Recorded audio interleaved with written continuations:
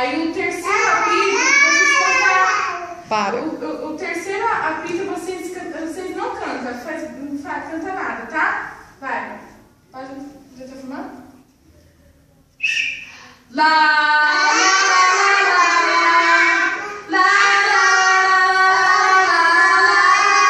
Aprenderam a musiquinha? Só foi um treino.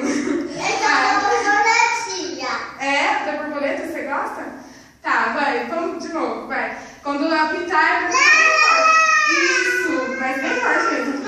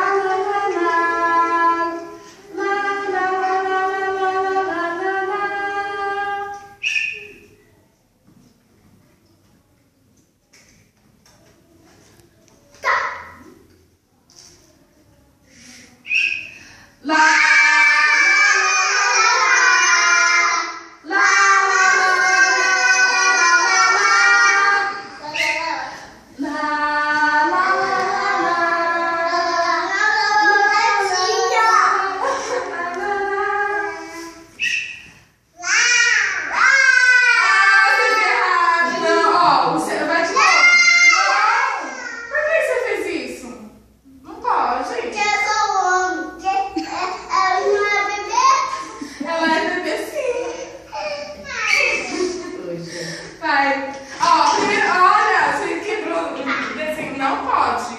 Não pode fazer isso.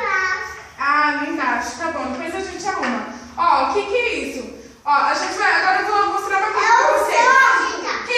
Qual aqui é o maior? Esse é o maior, né? Ó, vou mostrar uma coisa. Quando eu mostrar, eu vou apitar. Quando eu mostrar esse daqui, é pra. Não faz isso não. Quando eu mostrar esse daqui, é pra vocês cantar forte. Certo? E quando eu mostrar esse daqui, é pra vocês cantar bem fininho. E assim, não só isso. É assim também. Quando eu tocar esse daqui, a gente vai cantar por mais tempo. Porque esse daqui é o leão. Ó, vem aqui, ó. É o leão grande. Certo? Ó, presta atenção aqui, ó. Depois você... Isso, ó. Quando for esse daqui, é o quê, ó? É o leão grande. Então a gente vai ter que cantar forte. Ah, eu acho que a cabecinha. Pronto, acabou. Pode Pode coisar?